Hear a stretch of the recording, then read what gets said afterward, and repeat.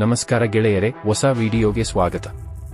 ಇವತ್ತಿನ ವಿಡಿಯೋ ಬಂದು ಒರಿಸ್ಸಾದ ಪೂರಿ ಜಗನ್ನಾಥನ ದೇವಸ್ಥಾನದ ಬಗ್ಗೆ ಅಚ್ಚರಿಯ ಸಂಗತಿ ಹಾಗೂ ವಿಜ್ಞಾನಕ್ಕೆ ನಿಲುಕದ ವಿಷಯ. ಇದೆಲ್ಲದರ ಬಗ್ಗೆ ತಿಳಿದುಕೊಳ್ಳೋಣ ಬನ್ನಿ. ಭಾರತ ದೇಶವು ಪ್ರಸಿದ್ಧ ದೇವಾಲಯಗಳ ತಾಣವಾಗಿದೆ.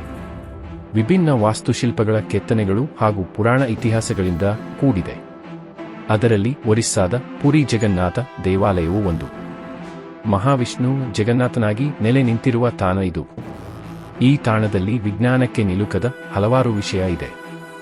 ಈ ವಿಡಿಯೋದಲ್ಲಿ ಇಂತಹ ಹಲವಾರು ಅದ್ಭುತಗಳನ್ನು ತಿಳಿದುಕೊಳ್ಳೋಣ ಬನ್ನಿ.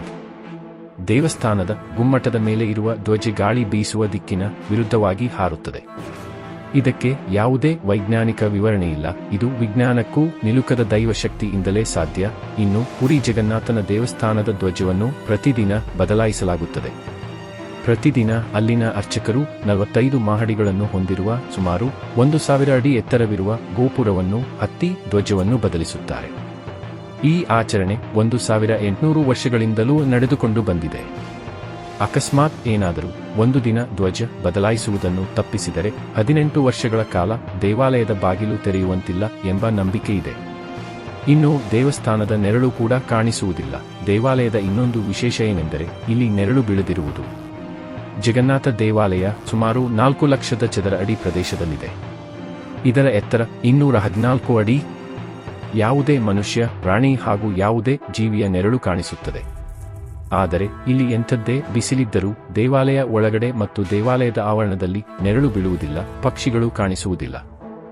ಸಾಮಾನ್ಯವಾಗಿ ಪಕ್ಷಿಗಳು ದೇವಾಲಯ ಹಾಗೂ ಕಟ್ಟಡಗಳ ಮೇಲೆ ಕುಳಿತುಕೊಳ್ಳುವುದನ್ನು ನೋಡಿರುತ್ತೇವೆ. ಆದರೆ ಪುರಿ ಜಗನ್ನಾಥ ದೇವಾಲಯದ ಮೇಲೆ ಯಾವುದೇ ಪಕ್ಷಿ ಕುಳಿತುಕೊಳ್ಳೋದಿಲ್ಲ. ಈ ಮಂದಿರದ ಮೇಲೆ ಯಾವುದೇ ವಿಮಾನ ಕೂಡ ಹಾರುವುದಿಲ್ಲ. ಅಷ್ಟೇ ಅಲ್ಲ, ಇನ್ನೂ ವಿಸ್ಮಯಕಾರಿಯಾದ ವಿಷಯಗಳು ಇದೆ. ದೇವಸ್ಥಾನದಲ್ಲಿರುವ ಸುದರ್ಶನ ಚಕ್ರ, ಈ ಚಕ್ರವು 20 ಅಡಿ ಎತ್ತರ ಹಾಗೂ 1 ಟನ್ ತೂಕವನ್ನು ಹೊಂದಿದೆ. ಇದು ದೇವಾಲಯದ ಮೇಲ್ಭಾಗದಲ್ಲಿ ಇದೆ. ಈ ಚಕ್ರದ ವಿಶೇಷ ಏನೆಂದರೆ ಪೂರಿ ಜಗನ್ನಾಥನ ದೇವಸ್ಥಾನವನ್ನು ನಗರದಲ್ಲಿ ಯಾವುದೇ ಭಾಗದಲ್ಲಿ ನಿಂತು ನೋಡಿದರು ಈ ಚಕ್ರ ಕಾಣುತ್ತದೆ. ಆಶ್ಚರ್ಯವೇನೆಂದರೆ ಯಾವ ದಿಕ್ಕಿನಿಂದ ನೋಡಿದರೂ ಚಕ್ರ ನಮ್ಮ ಕಡೆಗೆ ಮುಖ ಮಾಡಿದಂತೆ ಕಾಣುತ್ತದೆ. ಈ ಚಕ್ರವು 2000 ವರ್ಷಗಳ ಹಿಂದೆ ಸ್ಥಾಪಿತವಾಗಿದೆ. ಇಷ್ಟು ಭಾರವಾದ ಚಕ್ರವನ್ನು ಅಷ್ಟು ಎತ್ತರದಲ್ಲಿ ಹೇಗೆ ಸ್ಥಾಪನೆ ಮಾಡಿದರು ಎಂಬುದು ಈಗಲೂ ನಂಬಲು ಅಸಾಧ್ಯ ಹಾಗೂ ವಿಸ್ಮಯ. ಅಷ್ಟೇ ಅಲ್ಲದೆ ಸಮುದ್ರದ ಶಬ್ದ ಕೂಡ ಕೇಳಿಸುವುದಿಲ್ಲ. ಪುರಿ ದೇವಾಲಯದ ಸಮೀಪದಲ್ಲಿ ಸಮುದ್ರ ತೀರವಿದೆ. ದೇವಾಲಯದ ಮುಖ್ಯ ದ್ವಾರದ ತನಕ ಸಮುದ್ರದ ಬೋರ್ಗೆರೆತದ ಶಬ್ದ ಸ್ಪಷ್ಟವಾಗಿ ಕೇಳುತ್ತದೆ. ಆದರೆ ದ್ವಾರದ ಒಳಗೆ ಪ್ರವೇಶಿಸಿದ ಕೂಡಲೇ ಶಬ್ದ ಕೇಳುವುದು ನಿಲ್ಲುತ್ತದೆ. ಇದೇ ಅಲ್ಲವೇ ವಿಸ್ಮಯದ ಸಂಗತಿ ಎಂದರೆ ದೇವಾಲಯಕ್ಕೆ ಪ್ರತಿದಿನ ಲಕ್ಷಾಂತರ ಭಕ್ತರು ಭೇಟಿ ನೀಡುತ್ತಾರೆ. ಅಷ್ಟು ಭಕ್ತರಿಗೆ ಪ್ರಸಾದವನ್ನು ನೀಡಲಾಗುತ್ತದೆ. ಆದರೆ ಮಾಡುವ ಪ್ರಸಾದ ಮಾತ್ರ ಯಾವತ್ತೂ ಸಹ ಹೆಚ್ಚಾಗುವುದಿಲ್ಲ, ಹಾಗಂತ ಕಡಿಮೆಯೂ ಆಗುವುದಿಲ್ಲ. ದೇವಸ್ಥಾನ ಮುಚ್ಚಿದ ತಕ್ಷಣ ಪ್ರಸಾದವು ಖಾಲಿಯಾಗಿರುತ್ತದೆ. ಪ್ರಸಾದವನ್ನು ಕಟ್ಟಿಗೆಗಳನ್ನು ಬಳಸಿ ತಯಾರಿಸುತ್ತಾರೆ. 7 ಮಣ್ಣಿನ ಮಡಿಕೆಗಳನ್ನು ಬಳಸುತ್ತಾರೆ. ಒಂದರ ಮೇಲೆ ಒಂದು ಮಡಿಕೆ ಇಟ್ಟು ಪ್ರಸಾದವನ್ನು ತಯಾರಿಸುತ್ತಾರೆ. ಆಶ್ಚರ್ಯವೆಂದರೆ ಮೇಲಿನ ಮಡಿಕೆಯ ಪ್ರಸಾದ ಬೆಂದ ನಂತರವೇ ಕೆಳಗೆ ಇರುವ ಮಡಿಕೆಯ ಪ್ರಸಾದ ಬೇಯುತ್ತದೆ.